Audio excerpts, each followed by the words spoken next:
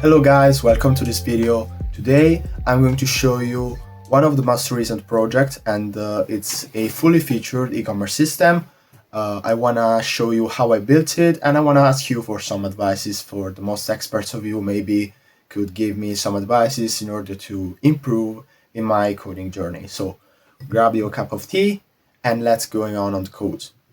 So let's move on onto the authentication part. That's the most important and crucial one because it contains all the security rules that let us get authenticated into our application. So we have mainly an authentication controller that handles all the requests of authentication, all kind of requests of authentication. And mainly we have two endpoints. So we have login and register. In the login endpoint, we send a login request where we have an email and the password of the requested user. And in order to authenticate the user and save it into the system, we use the authentication manager. That's the main component into our application. When we use authentication manager, we save the authentication token into the security context, so that is like the session of our application. Then we have to build the JWT token. A JWT token stands for JSON Web Token, and that is a token built from three parts. And if you're curious about the JWT token, I made a previous video where I built a delivery tracking system, and there I explain better what is JWT token and how it works. But basically, JWT is a token that lets us authenticate the user, and it carries all the information about the user. So we have to generate the token from the user details. So we retrieve the details from the database with the user details service. And once we have generated the token, we have to return a response with the token and the authenticated user. So this was the login endpoint. Then we have the register endpoint that uses another mechanism that's behind the registration. So we have a request, same as previous, so we have email and the new password. And first of all, we have to check if the user exists. So if we have a user with the same email, we cannot create a user and we throw an exception. That's handled separately in the exception handler. Then we create a new user object. So we create a new user with the builder and the standard rules to create another user. And then we push into the repository with the save method. Finally, we generate the token as we made. Then we generate the token as we did previously, and we return an authentication response. That's pretty basic. And this was the authentication. Then we have order controller. So order controller is all about orders, but only for the specified user. And that's pretty important because admin can control all the orders of the application, even the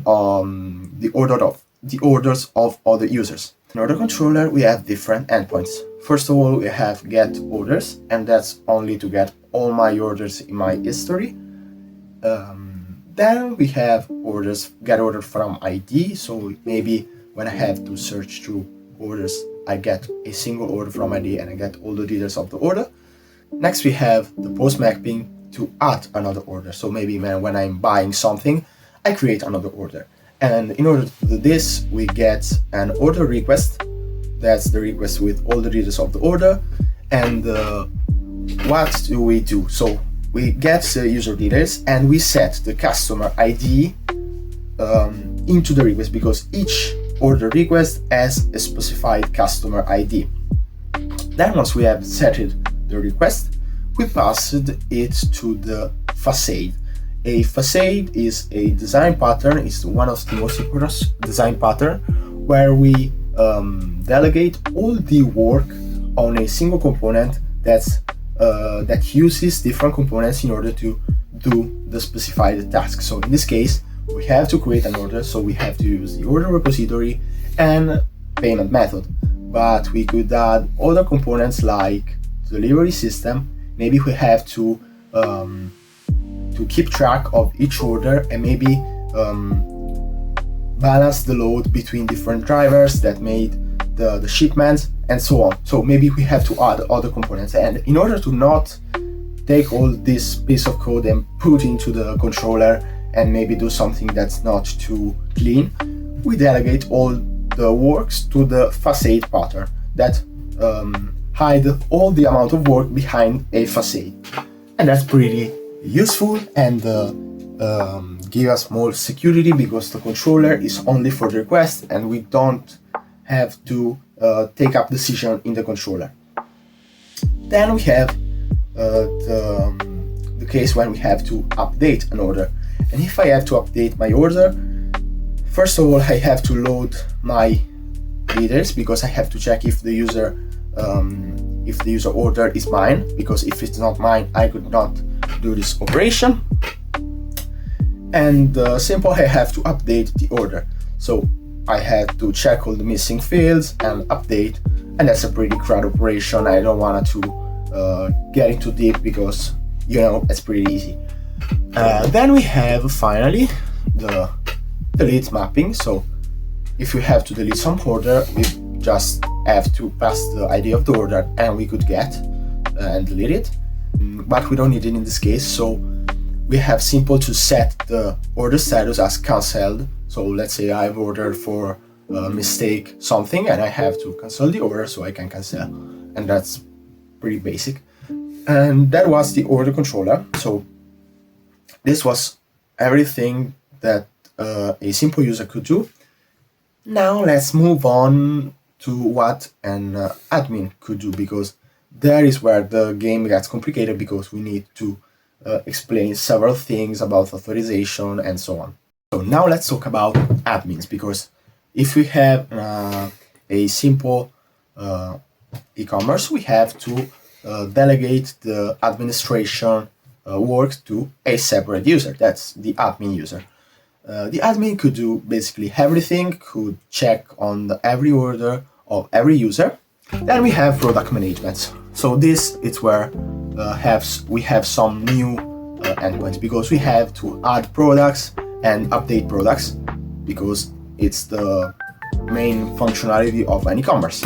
So in order to add product, we have a product into the request, and into the product we pass every detail of the product, so the name, the description, the price, the quantity on the stock, and maybe an image URL that links to maybe a CDN or a static image service where we upload all the images of the product. Then we have to maybe update product, so we have to do a put request to the order or to the admin controller, and we can update a product, giving also a product object where we see what are the changed fields, and we can update the product successfully. And finally, we can delete the product. Even if you don't sell anymore another product, we can delete the product. And there are pretty crowd operation. If we have to get the product, we can go to the product controller that is accessible to every user, including admin, and without creating other endpoints that are redundant.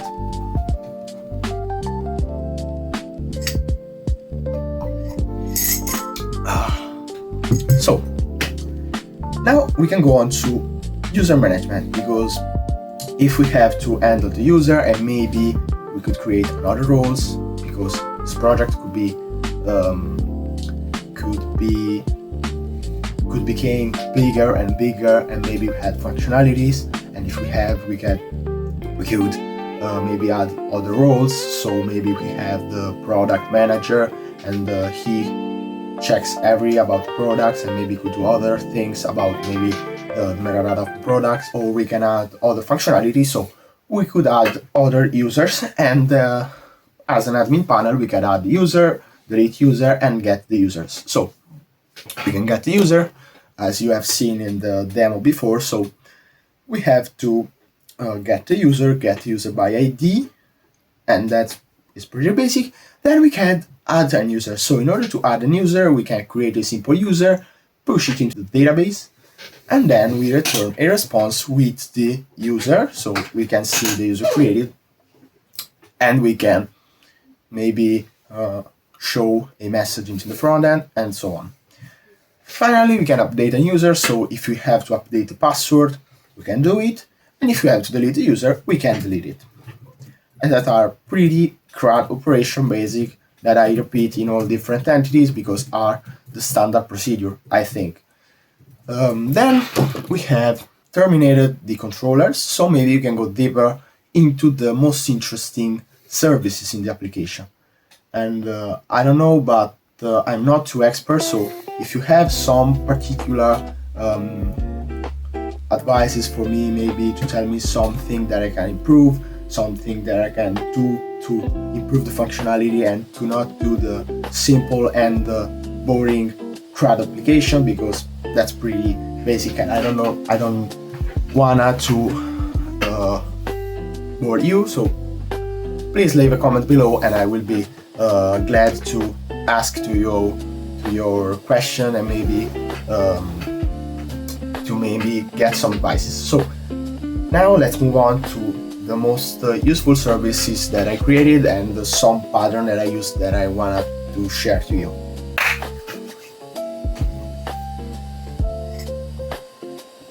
I was forgetting that I created another functionality that's one of the newest and the curious one, that is the password reset. So in the authentication controller, I created two main endpoints. I created the password reset and the password reset check. So in the password reset, we have basically a request where we send the email of the user that we have forgot the password, and we have to call two different utilities. So we have OTP utility and email utility. So in the OTP utility, we generate an OTP code and we push it into the database. So we have also the OTP service where we push the OTP code into the database with the relative user and the expiration date. That are the most important thing, because if the OTP code is expired, I could not access the application and I have to retry and generate another one. So we have to call OTP utility in order to generate the code and send it into an email to the specified user. And in order to do this, I used the Mailtrap API that offers a free plan where we can use 400,000 of emails for a month. So that's a useful quota because I'm using a free project. And once I sent the email with code, I have to wait that the user get the emails, read it and copy the code. And then we have the second endpoint where we create a post request to the password reset check, and then we send the OTP code and also the new password that we want to assign to our user. So we have to find the code from the service. So with the service, we're gonna retrieve the code from the OTP. So in the database, we have the OTP code, and then we have, as I said before, different information. So in order to get that information, we have to retrieve the entire object. So from the OTP code, we have to retrieve the entire object, and then we have to check if it's valid. So if it's not expired and it matches with the user, and then we have to update the user. So we get the user, we update it, and then we save again the user into the database. Now we can go on to the services that let us do this thing. So first of all, let's move on to the OTP code. OTP code is an interesting entity because it's different between all other entities, because instead of all other entities that we have only attribute getter and setter and maybe the builder and stop, so we are okay. In the OTP code, we need to use the factory method.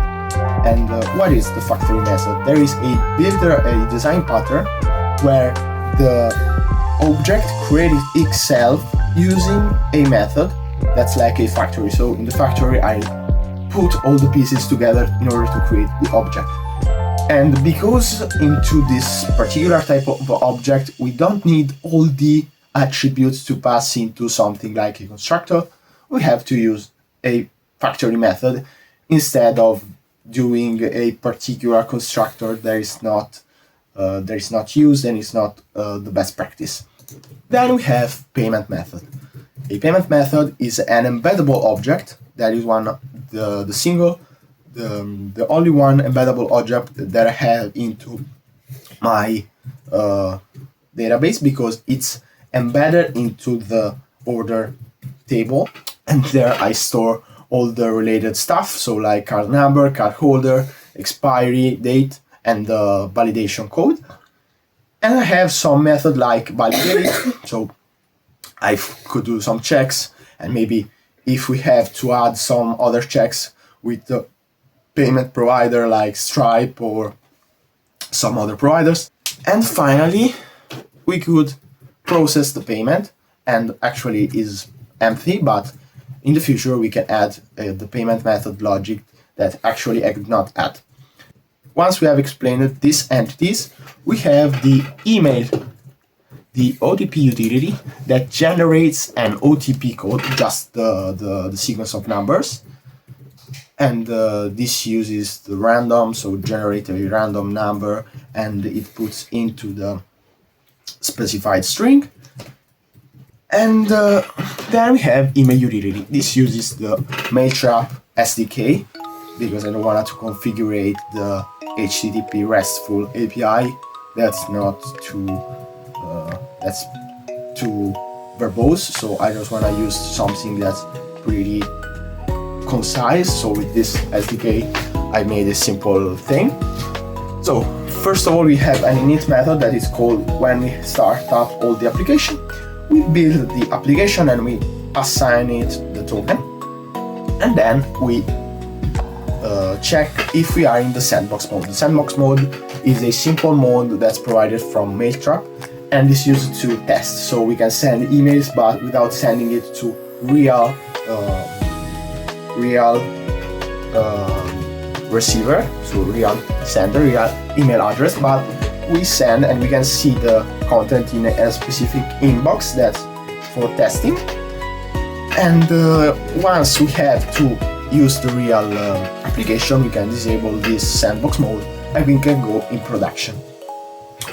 And finally, we have to send the email, so we pass the receiver of the mail, the subject and text, and we can send with the demo Mailtrap, that's the demo email address, but we could use every address that we want, but I'm just using this for testing. And we send the email with the builder of the mail, and then we send with the client that we have created previously. So this was the email utility. Finally, I want to show you the order facade. Here we have order service and payment service. So we get the order from the service, we add the order into the service, and then we process the payment. So we use payment service to process the payment. The methods are empty because, as I said before, we don't have any payment method, real payment method. And then we update the order status from paid at the start of the operation, and finally we set as paid, and finally we can return true. If we have something that was wrong, in this case pretty never, we have some error because that's all empty, we don't do any real check, so we will always return true. And that was my application. So I hope you enjoyed this video. Thank you for watching. Please leave a comment down below, because I hope and I wanna that somebody write some comments so I can do some community and maybe keep publishing some videos. And please give me some advices, because I'm so an expert.